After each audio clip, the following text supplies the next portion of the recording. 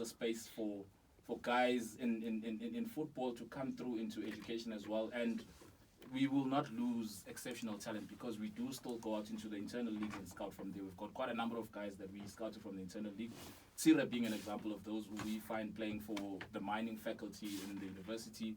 He's become one of the key players and a key captain in our vehicle, leading guys that have that PSL experience or whatever the case may be. So if you are good enough, we will find you, definitely find you. No, I hear you, but what my biggest concern is just broadening the pool of players, because guys are already in the system, especially if we're looking at it now. No, we're not just looking at it as for an institution to go on and win the Varsity Football, but now we're looking to feed through more numbers into the setups, the PSL, to other clubs, because there's plenty of players that we also know of that roam around campus, but obviously they'll be shut out. If I'm going to a Charles, for instance, a Wits Charles, for instance, and there's a player in my position that's already playing for Kaizer Chiefs, that is an obvious that what are the chances that me as a no-name, I'm going to be able to make it into that squad?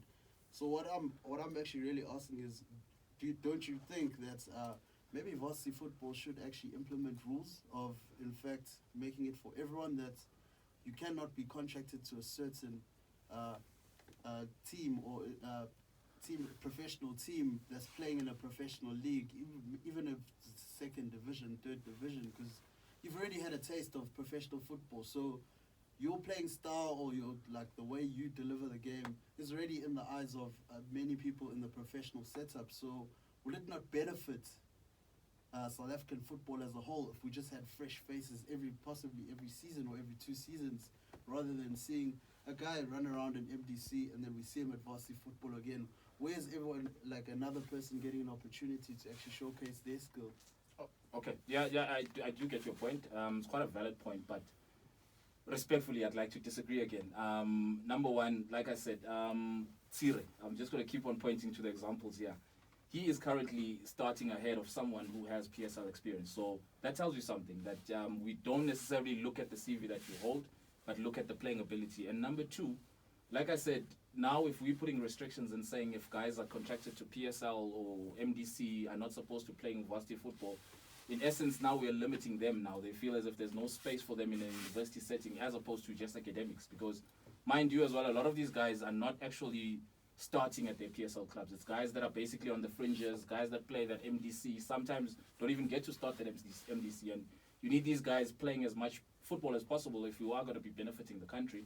And then also, you don't want to dilute the quality of the product. A lot of scouts and a lot of teams actually look at varsity football as the key playground for them to get players. I can name a few examples. Yokola Mlambo is currently at Orlando Pirates, scouted through varsity football in 2013, playing for Northwest Mafikeng. Thabo Mnyamane has played for Bafana Bafana and scored for Bafana Bafana, also from that same Northwest Mafikeng team. And quite a number of guys. Temba Ndlovu last year from TUT has just signed for Black Leopards. You have Cameron Chwe, who's just signed for TTM. And also on the Wits front, we have Ayanda Makua, who was a student, came here primarily as a student, ended up being signed by Ajax Cape Town.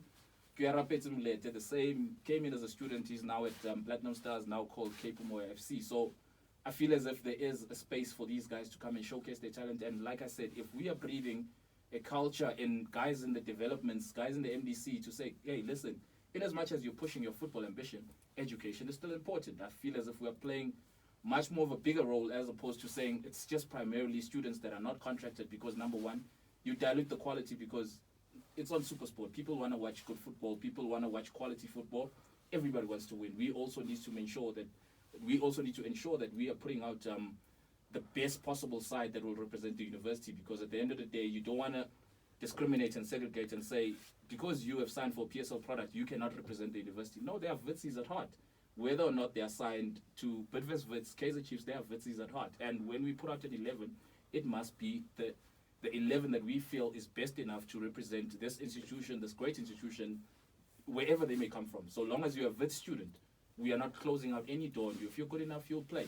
Like I said, we've got examples of guys that are actually starting ahead of these guys that have this PSL experience. So there's no bias on our part. The CV doesn't matter. It's what you put on the field that matters out to me.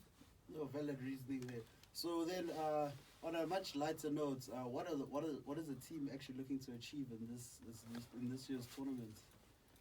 I think for me and the team as a whole, it's number one, it's to redeem ourselves, it's to restore the pride that this great institution has. I mean, since 1922, this has been the biggest institution in probably Africa. Right now, the rankings say so.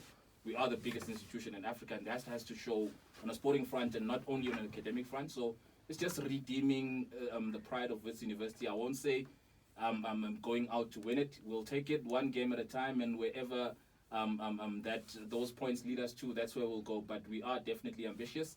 So make no mistake about it, Witsies must not think we are not going there to challenge for it. We are going there to challenge for it, but at the same time, we are also humble and know where we come from. We haven't been the best side in the past 2 years, so it's just about redeeming our name, making sure we put the Wits name on the mark as well. And I think we have good sponsors like Future Life, like JM Busha, that are also giving us the backing in terms of sorting us out with all our needs. They've been great sponsors for us. We also want to make them proud. We also want to put them on the map. So, yeah, our responsibility is huge. We need to defend. We need to defend this great institution's name. Okay, in wrapping up, I do understand Wits do have the first home game this week, and it is UWC with the game getting underway at 4 p.m. and it is a televised game. So, Sanele, what can the fans and the Wits faithful actually look forward to in terms of the stadium experience and everything this coming Thursday? Yeah, I think number one, I just want to urge all Witsies to come out tomorrow. We have the Varsity Football campus launch tomorrow at 12, from 12 to 1 at the amphitheater. So they'll get a chance to meet the new faces, meet some of the old guys, meet the team, and then also just familiarize themselves with, because some of these guys you actually bump into during classes, but you don't actually know that they play for the team. So that'll be a good exercise. But coming to Thursday, I think from our side as a team, they must expect hard work. I know I have a bunch of soldiers there. I know we're gonna work hard. We're gonna make sure that they are impressed, they're proud.